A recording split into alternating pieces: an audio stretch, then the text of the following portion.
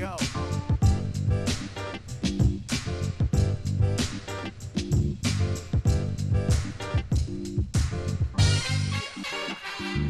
39. Nothing personal word of the day. Today is Tuesday, June the 8th, 2021. And the word of the day is 39 because that's what Jared Kelenic is hitting. 039. No, I'm just kidding. 39 is the word of the day because Jarred Kelenic is in an 0 for 39 slump. Let's rewind. I think we should start that over. Okay, ready? Here we go. 8, 10, 69. 39. Nothing personal word of the day. Today is Tuesday, June 8th, 2021. 39 because Jarred Kelenic of the Seattle Mariners is in an 0 for 39 slump. 0 for 39 is not easy. You could get a duck fart. You could get a ground ball against the shift. You could lay down a bunt. When you are in a large, long slump, we would sit with the player and talk about ways just to get a hit, just to get on base, not with a walk, not with a pass ball, not with a called third strike dropped. Just get yourself a hit, anything. Change the approach. The reason why is that baseball is a hugely mental game. Do you remember Jarred Kelenic? He is the guy who was the top prospect traded by the Mets for Robinson Cano and Edwin Diaz. He was the can't-miss prospect for the Mariners. He's the same prospect who the president of the Mariners, Kevin Mather, spoke about giving a speech that they were purposefully going to hold him down. And by the way, other people don't speak English, some of his foreign-born players, and then he got fired. And then the Mariners did not call up Kelenic to start the season, even though in theory he could have been ready. But then on May 13th, they did call him up. Is this ringing a bell? Anybody? So Kelenic gets brought up on May 13th. It's a lot of fanfare. He's got his own cleats made. I mean, he's coming in as an immediate superstar. He hits a home run in his second game, I think. Maybe his first game. I think it was his second game. Who cares? And he was extra base hits. I mean, this guy is a baseball player. They have him hitting leadoff for a major league team, and the Mariners are trying to break a playoff drought that is the longest in baseball. I don't believe they made the playoffs since 2001. It's something like that, so it's close to 20 years, but it is the longest in baseball. They were playing decently to start the season. They want to get him up, but remember how service time manipulation works. Service time is what a baseball player gets for every day he is in the big leagues, either on an active roster or on the major league injured list. If you accrue 1 day of service time for every day of the season that you're on the roster or on the injured list, after you get 6 years of service time, you're a free agent. That is Yahtzee, right? That's what everyone wants. After 3 years, you're in arbitration. That means instead of making the minimum salary that the club tells you they're going to pay you, and the club gets to decide what they're going to pay you, after 3 years in baseball, 3 years of service time, you actually get to have your salary decided by an arbitrator. So instead of making $500,000, someone like Kelenic, if he's good, or some of the best young players in the game, can make up to $2, $3, $4, $5, $6, $7 million for their third year in the game after their third year. So you get 3 years of arbitration. So the first 3 years are on the house. The second 3 years are decided by an arbitrator, and then you're a free agent. But there's a strange rule in baseball called the Super 2 rule. The Super 2 rule means that there are certain players who, if they have enough service time, meaning they've got 2 years of service time, plus almost a full third year, but not quite, they count as what's called the Super 2, and that enables them to be eligible for arbitration for a fourth year. So they play 1 year at the minimum. They play another year at the minimum. Then they get arbitration, then free agency. So it's always 6 years. The question is, do you have 3 years of arbitration or 4 years?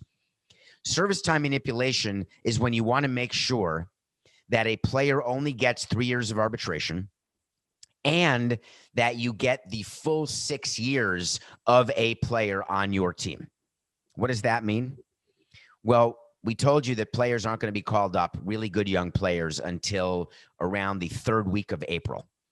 And it's all in numbers game. When you're called up around the third week or fourth week of April, That means that you will get extra arbitration year, 4 years of arbitration, but you are actually under control of your team. You are with your team. You don't become a free agent until the 7th year, if you actually do the math. All of this is to say, front offices are paying attention to every date of every player. When Jared Kelenic was called up on May 13th, that was done purposefully. That was done to make sure that he would stay with the team for the extra year of control, but recognizing that he would be eligible for arbitration an extra time. And they were willing to do that because there was so much focus on Kelenic, so much focus on whether or not and when he was going to be brought up. We didn't have that focus back in 2003 with us on Miguel Cabrera. So we waited until June 20th to call up Miguel Cabrera, because when you wait till June, you get that whole half a year for free, because then you get his second year in the big league, his first full year, but his second year in 2004. You get him to play in 2005. You get him to play in 2006, and then he's eligible for arbitration. So you actually have an extra year before he would get arbitration. And that extra year is June, July, August, September, and in our case, October of 2003. Why am I focusing on this for you? Because we're always paying attention to whether or not a player is performing at the big league level. And if they're not, we want to send them back to the minor leagues in order to stop their service time from accumulating if it's going to make a difference with money. So Kelenic was brought up on May 13th, but he really should have waited till the middle of June. Kelenic is now in an 0 for 39 slump. Kelenic's manager is Scott Service. He gave a great quote saying he's close. He's good. He's in a good headspace. I talked to him on the bench. I talked to him in the clubhouse. He just hasn't had luck yet. He's not taking his at-bats into the field. Everything's okay. Jerry Dipoto, the GM of the Mariners, said, I know he's slumping, but we believe in him. We like where his head is. Everything's okay. All of a sudden yesterday, he got sent down to the minor leagues. That's a very big decision the Seattle Mariners made, and one that I vehemently disagree with, but love that they did. Let me explain my train of thought and what I would do if I were the president of the Mariners. Number one, my top prospect is an 0 for 39 slump. I know that I'm sending him to the minor leagues because he's in that slump. I also know that when I send him down, I'm not going to call him up for a full month. Why? Because by being called up May 13th, I really wanted him to be in the minor leagues for 2 months, all of April, all of May, and then most of June. So 3 months of minor league baseball, because I don't want him to have an extra year of arbitration. He's been in the big leagues from May 13th now to June 7th. I'm going to send him down. So he's been in the big leagues. You count the days. You don't count the games. You count the days. May 13th to May 31st, call that 18 days. June 1st to June 8th, call that 8 days. 18 and 8 is 26 days. So he was in the big leagues. He has 26 days of service. I want to make sure he's in the minor leagues enough now, because we've got all the reason in the world to send him down because of his slump. But I'm going to keep him down so that I can make up for the fact that he had these 26 days of service.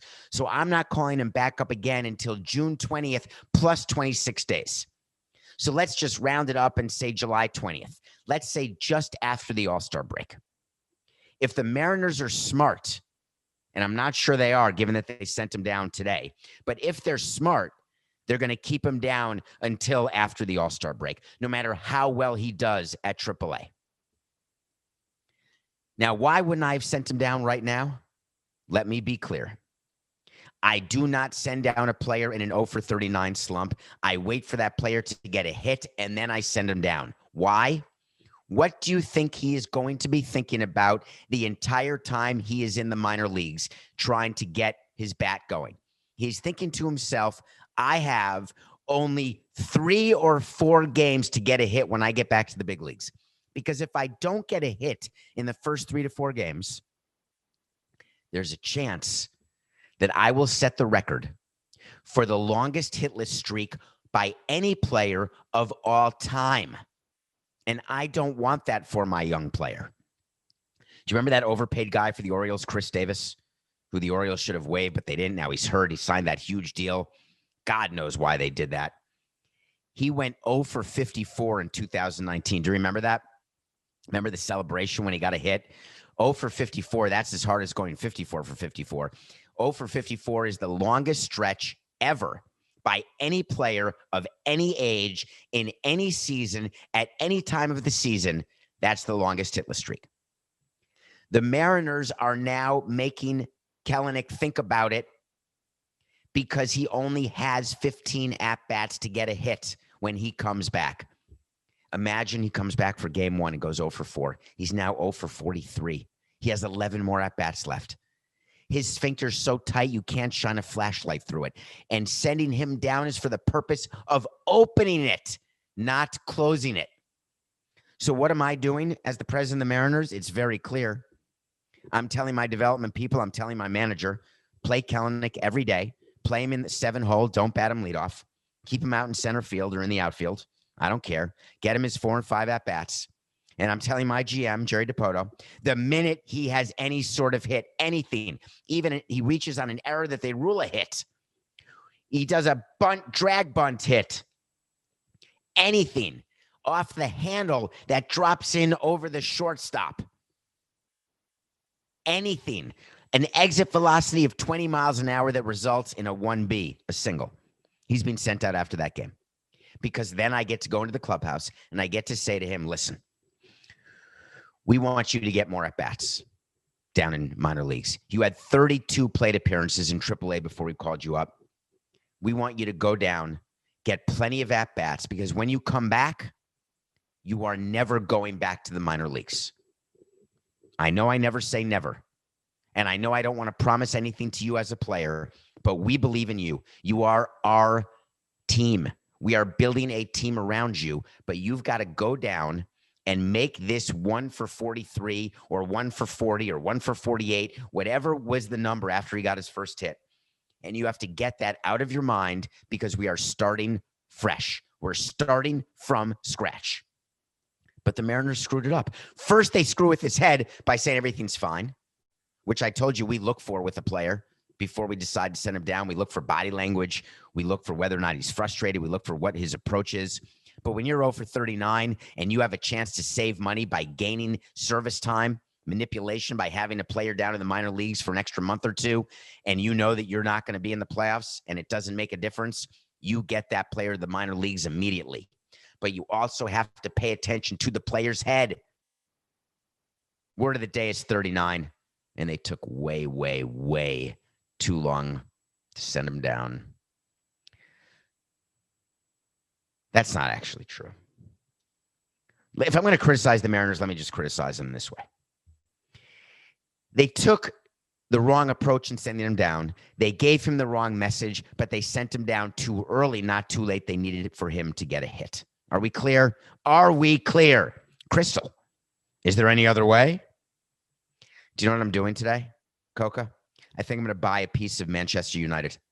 I'm super excited to do it. I want to buy like a share because I want to have a meeting with the Glazer family and I want to see if they're hiring presidents to be presidents of soccer teams or football teams or baseball teams or basketball teams.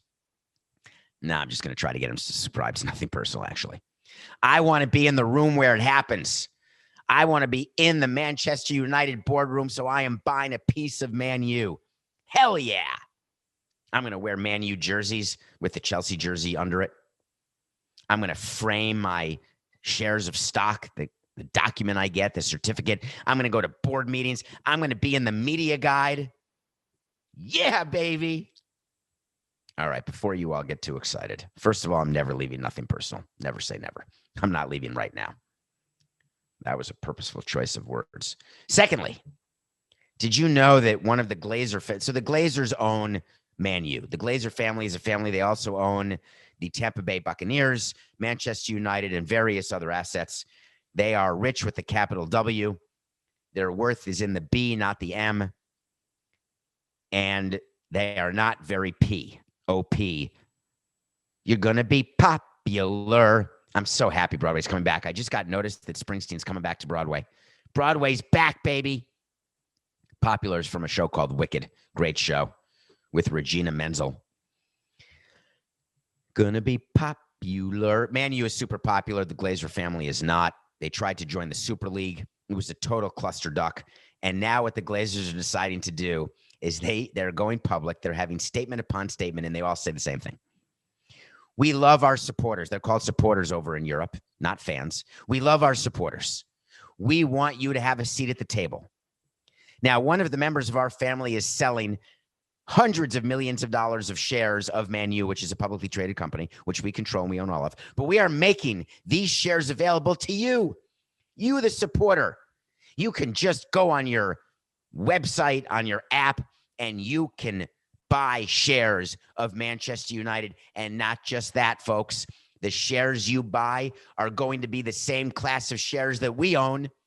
You're going to get to have meetings. Folks, they are so full of crap that it hurts. It actually hurts me. They are pretending their supporters are morons, and we're not going to let them get away with it here at Nothing Personal. Here's how it works when you offer the public shares to something that you control. It's all optics, period. Do you think that you're going to accrue enough shares that you're going to be the type of supporter who gets an actual board seat?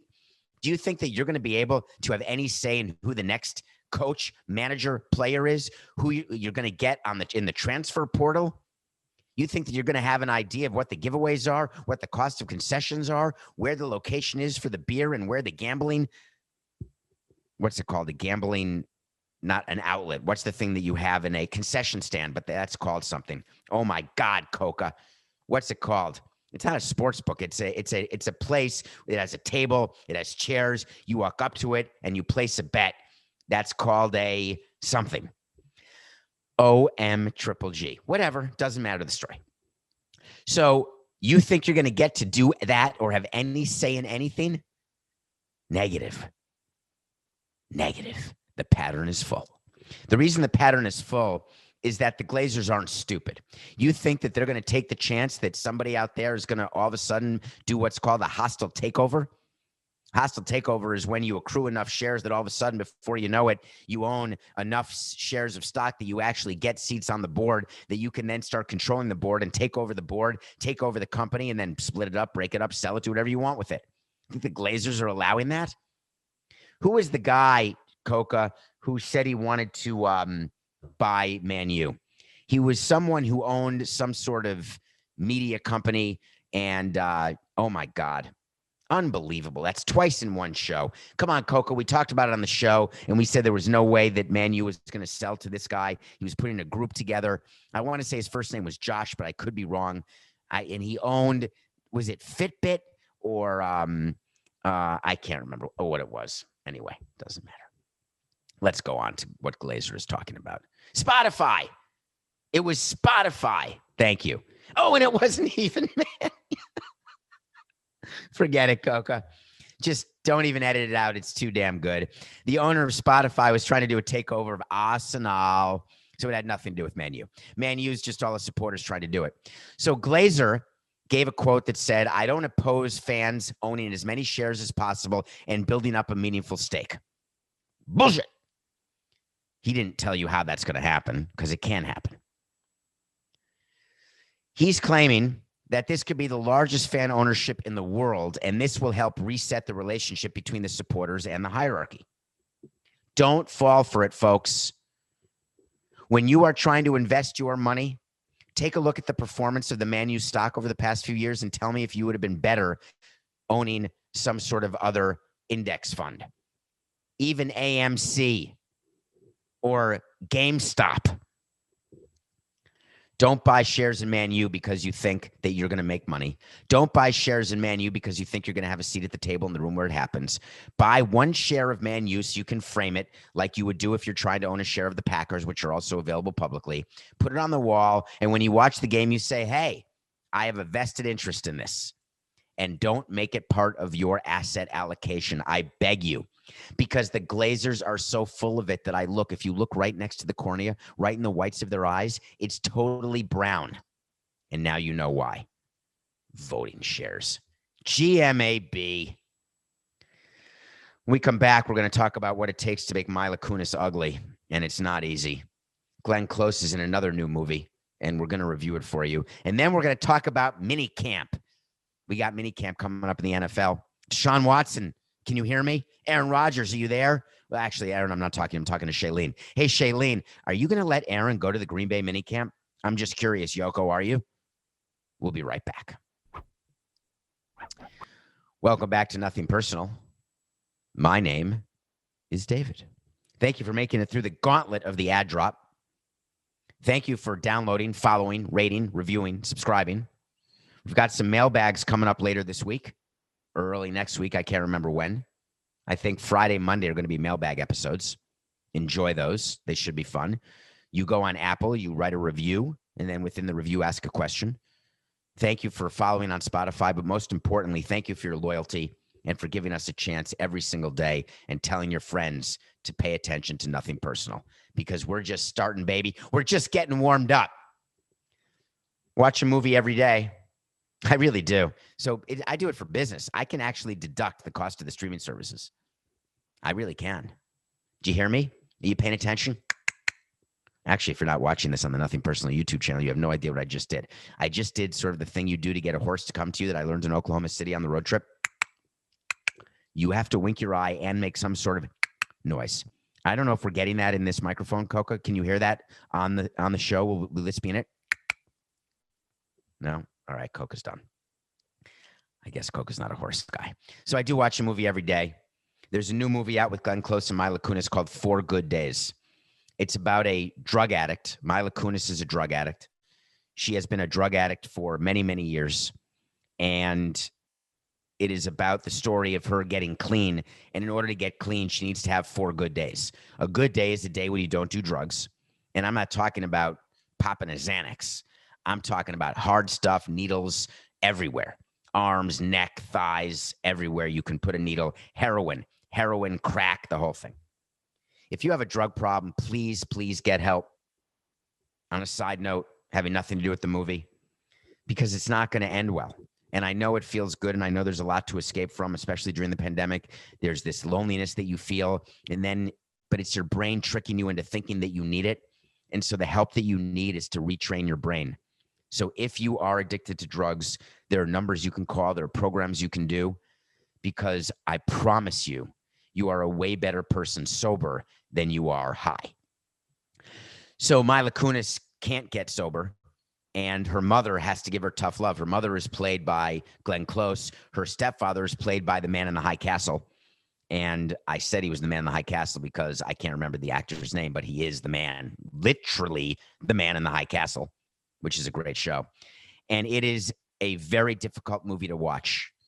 It is done very, very well. 4 Good Days. It is a Stephen Root. Thank you, Coca. That's exactly who it is.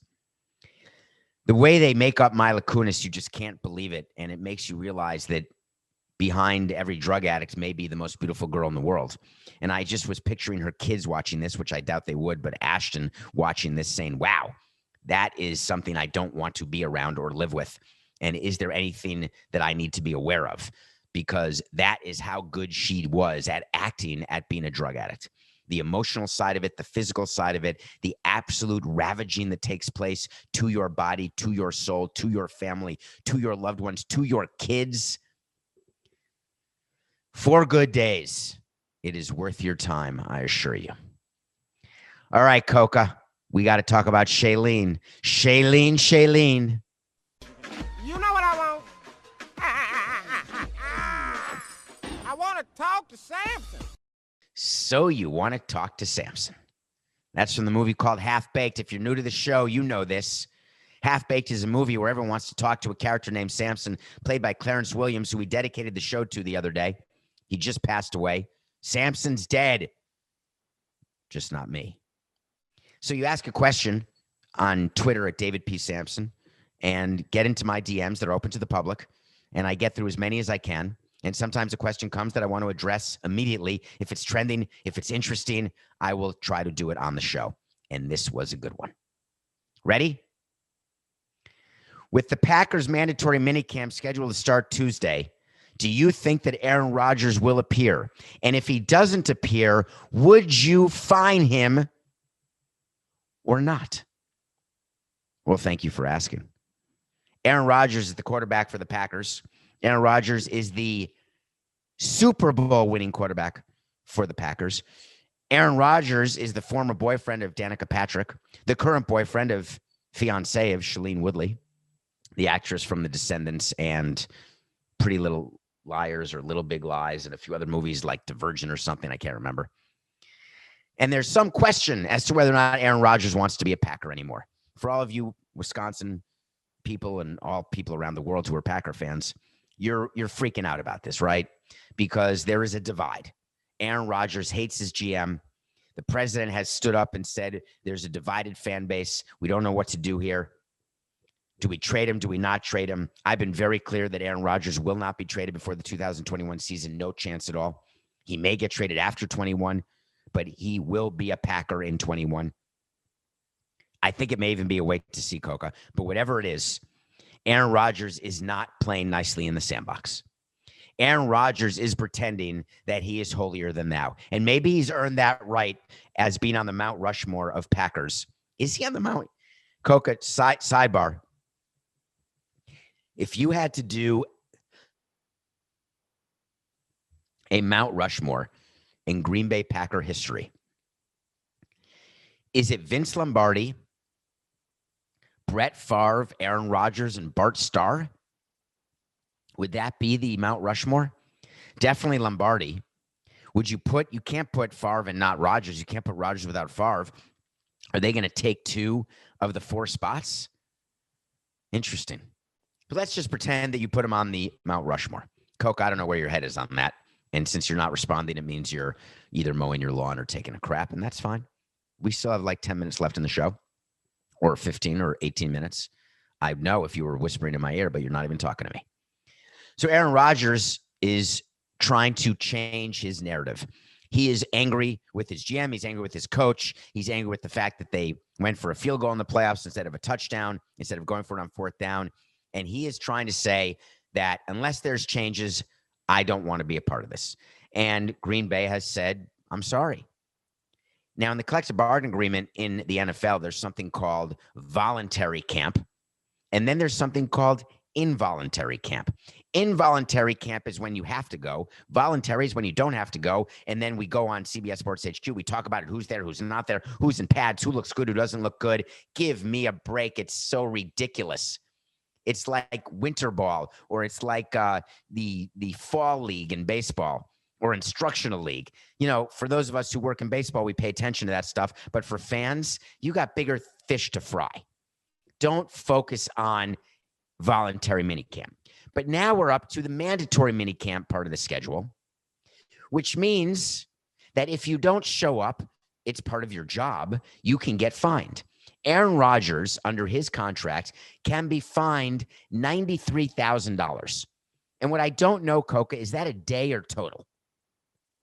I'm going to have to guess that would be, if it's total, then why would you even bother? That's like a rounding error for Aaron Rodgers. If it's a day, it starts adding up. That could be $1 million if he misses 10 days. How long is minicamp, Coca? This just shows you that we're live. We are live right now. Right now. I mean, live to tape, but live. So 3 days of minicamp, 93 grand for 3 days. That's 30 grand a day. Is that what you're saying? Or 93 a day for 3 days, Coca? Well, I got news for you. It makes no difference. If it's 93 a day, that's 300 grand. If it's 30 grand a day, that's 90 grand. Either way, the money doesn't matter to Rodgers. Aaron Rodgers is not going to show up to the mandatory minicamp because he's having a hissy fit. Aaron Rodgers doesn't care about winning a Super Bowl for you. He doesn't care about getting reps with his players. He doesn't care about getting a head start on preparing for the season.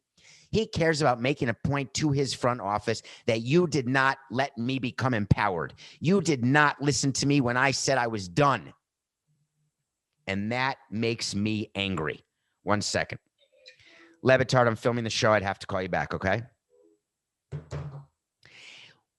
I am not interested in a player, even of Aaron Rodgers' talent, even of his fame.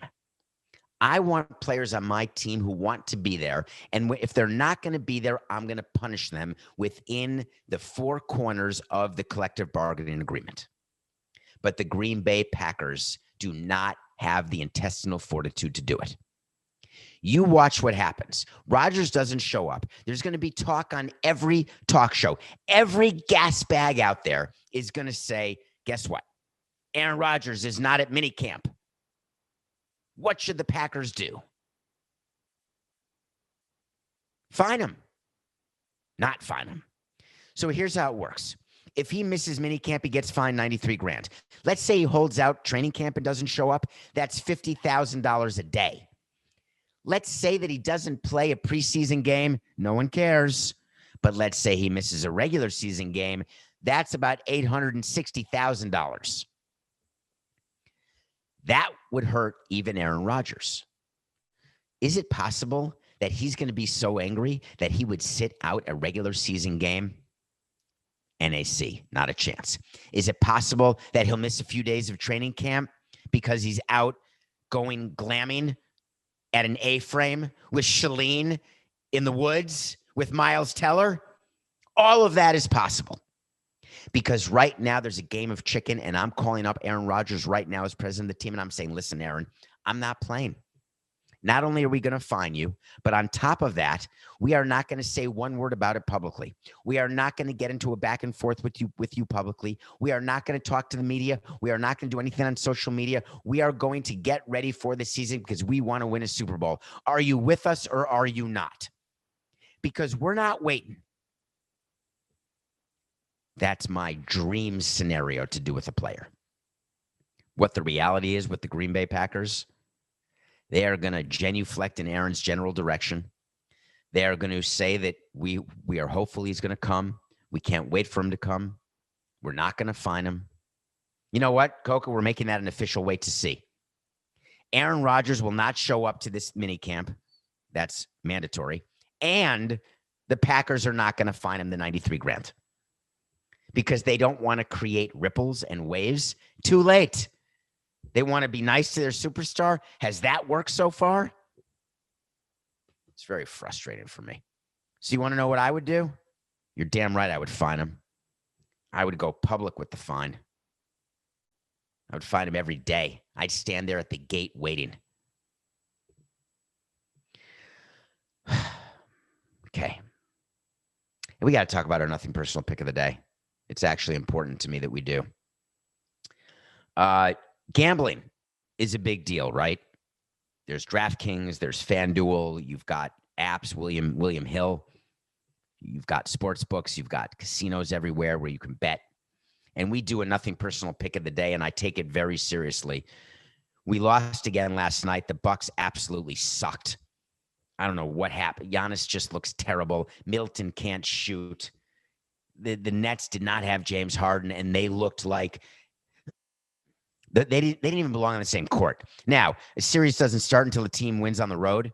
So the Bucks lost 2 in New Jersey, or Brooklyn, I guess. Now they go back to Milwaukee to Fiserv Forum, although that may be not the name of their ballpark. Is it? I don't remember what it is. Doesn't matter. But I was so angry because we were 30 games over. Now we're 19 over. We're 77-58. We had the Bucks plus 1.5, and we lost. And I must tell you who our pick of the day is today. The pick of the day is no pick at all. There's some times when you have to take a break when you're betting on sports, when you're doing anything too much, when you're on a bit of a losing streak. You take a minute. Take a breath. If you've been doing picks of the day, we've had our ups, more ups than downs. We're still up money for the year at 77-58. No doubt about that. But you know when you're just not going right and you feel like every pick you make, nothing's coming naturally and every pick just doesn't feel good? Don't chase Amy. And I was thinking about doing 5 picks today to get back to 24 or 25 over, trying to go to a 5-0, try to have a 5-0 day, do every game on the baseball slate, take the NBA games. And then I took a breath. I took a beat. and I said, no pick today. I'd like you to think about it. Think about if you've been betting games every day, take one day off. See if you can. I bet you can. I mean, if you're as rich as Jeff Bezos, then I guess it doesn't matter. But Jeff Bezos would have to bet like $1 million a game for the equivalent of the rest of us to bet at $10 a game, right? That would be the equivalent. So I guess if you lose $10 in a game, you say you're fine. But what if you lose 10 games at $10? Then all of a sudden, that's a bit more money, isn't it? So Jeff Bezos is in the news today, and he's in the top of my head. How many of you want to go to space? Anybody? I think it'd be the coolest thing. I wanted to go on the Vomit Comet. That's the zero gravity plane that takes you up in the air, and they fly in these parabolas where they go up and then down and then up and then down, and you get to zero gravity for a second. Well, Bezos is a part of this space thing because he's already conquered the Earth. Is anyone upset with him? I don't know why people are, like Bernie Sanders and other politicians are so upset with Jeff Bezos. Why? Because he thought of something before you did and he acted on it before you did. If you don't agree that Amazon is brilliant, then you're just not paying attention. And if you don't realize what Amazon is trying to do, then you're also not paying attention. Amazon is becoming a force in media. They are becoming a media company, not because they want to be a media company, because they want people to buy stuff on Amazon. That's where they make their money. All these sports rights, game of the day, Thursday football games, baseball games, Yankee games, blah, blah, blah. That's all meant so you buy Tide detergent on Amazon Prime and get it delivered same day with the Amazon Prime credit card, might I add. But Jeff Bezos, smarter than I am, smarter than all of us. Is he smarter than Bill Gates? I think you may have to be smarter to actually do the computer, but I think you have to be super smart to figure out what to do once there is a computer to make a fortune. I'm thankful to him. I can't figure out what to do about the boxes. I would like there to be drones that just deliver the Amazon stuff in some sort of bag or just put it in a box. Remember the old milkman? I am aging myself. About 50 years ago, milk got delivered by a milkman, and you kept like an ice box on your front porch, and the milkman would come and drop milk off and put it in the ice box. I'd like there to be an Amazon box on everyone's front porch or in the front of your building if you live in an apartment building, and then a drone would come and just drop the stuff in the box. Because what a pain in the ass to break down all boxes you get from Amazon. You get out the box cutter, you break it down. You're worried about cutting your finger. You get tape on the blade. You try to figure out how to get the tape off the blade. You can't get the tape off the blade. And then you look at your fingers, you put on gloves, and then you've got to somehow get the corrugated boxes and fold them and fit them in a garbage can, put them in recycling. Don't put them in recycling, then feel guilty about not putting them in recycling. And this is every day for me. Every day. Anyway. Jeff Bezos is going to space. Do you want to join him? $2.8 million. You can sit next to Jeff. Hey, Jeff, how you doing? How long are we going? Are we going to the ISS? Are we going to see Terry Virts on the International Space Station? Wait a minute. It's only for an hour? A day?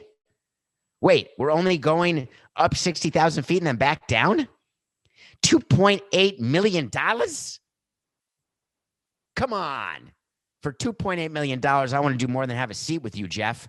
I want some shares of Amazon. I want definitely some free sheets and towels and other such stuff. But I also want to go to space and hang out. I want to have a meal with you, dinner with Jeff Bezos while orbiting the globe in zero gravity with an Amazon purchased camera that is recording everything. For $2.8 million, I want at least that, but I'm going to need a massage as well. And I'm going to need some autographs and memorabilia and maybe a moon rock. $2.8 million. Bezos is going to space. You going to join him? I'm not. Well, Daryl Morey could join him. Daryl Morey has $75,000 fewer dollars toward the $2.8 million. Daryl Morey, do you remember that name? If you don't, you should. Are you trusting Daryl Morey's process? Daryl Morey now runs the Philadelphia 76ers with Doc Rivers, having been brought over by David Blitzer and the other owners of the Philadelphia 76ers. Remember he used to be with the Rockets? And remember the thing he did with China? Remember how Tillman Furtada said he's the greatest person ever, but then got rid of him? Okay, everyone remember Daryl Morey? Daryl Morey's got a problem. He has a social media problem. and I want to help him. I really do. And the way to help him is to explain to him what he can and cannot do as a president of a basketball team. Here's what you cannot do. You cannot go on your social media and tamper with another team's player. We have to do a phone call.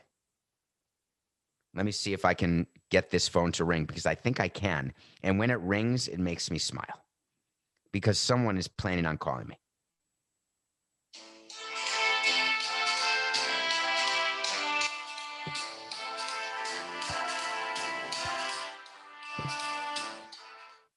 Hello? Yes. Hello. Is Daryl there? Yes, this is he. Hi, Daryl. It's Adam Silver. Hey, Adam, how you doing? What are you up to? What's shaking? You good? Yeah, Daryl, did you see the post that you made about Steph Curry? Hold on, let me go back and look at him. I don't recall that post. I've got a whole group of people who help me. They help me with all my social media because I've got a reputation to uphold. So I'm very popular. I'm very important here in Philadelphia. So let me just see what you're looking at. Can you specifically tell me what post you're talking about? Yeah, I can, Daryl. It's the one where you said join him, and you were talking about Seth Curry and Steph Curry joining Seth Curry because they're brothers. Well, you can't do that. But Adam, that's not tampering. I wasn't telling Steph Curry to be a Sixer, but Daryl, yes, you were. You said join him. Do you remember when I fined you $50,000 for what you said about James Harden? Do you remember that at all when you tweeted about him? Remember the one you had to pay? I know you make a lot of money, but do you remember that? I do, Adam, but it's not necessary to keep fining me because if I'm going to tamper, I'm going to do it off the record.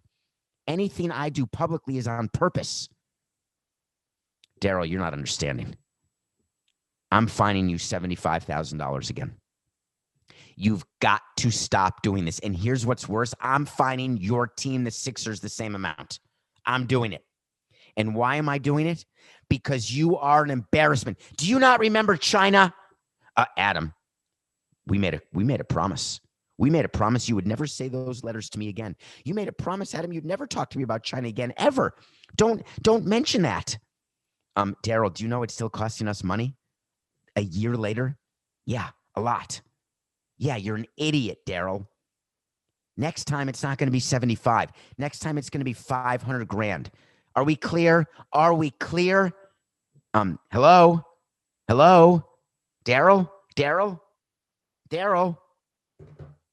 hung up and called his owner and said, oh, man, you got to pay 75 grand. Do you want me to pay it? I'm not going to pay your fine, but you have a $75,000 fine.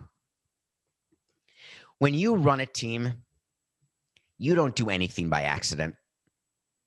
You can come out publicly and say, oh, I wasn't tampering. I wasn't trying to do anything. You know exactly what you're doing every time you do it. What Daryl Morey was saying to Adam Silver, saying, oh, I tweet so much I don't pay attention to any of it. That's horse hockey. They pay attention to every single word that comes out of their mouths on social media, through a statement, when they're meeting with their team, when they're meeting with their owner, when they're talking to another team president. That is our job. All right, that's a dollar bet. It was my job. Actually, you know what? That's not a dollar loss. It is my job to pay attention to every word that comes out of my mouth because we're all a word away from being canceled, aren't we? We're all a word away from being suspended, from being fined, aren't we? Join him. It wasn't even good English. So my word of advice to Daryl Morey is this. You have a series to play, and you're playing the Atlanta Hawks. You're down 1-0 because Trae Young is probably better than any player on your team. Nah, Joel Embiid is probably better. Embiid is better than Young, but I would take Young over Simmons, wouldn't you? You have a process in place. You claim that you are, as a number one seed, should be going to the finals. You may not get past the Hawks. Why don't you focus on your team and stop worrying about players on other teams? Stop trying to be cute to get followers. Believe me, I get it. I get the dopamine. I'm an addict also.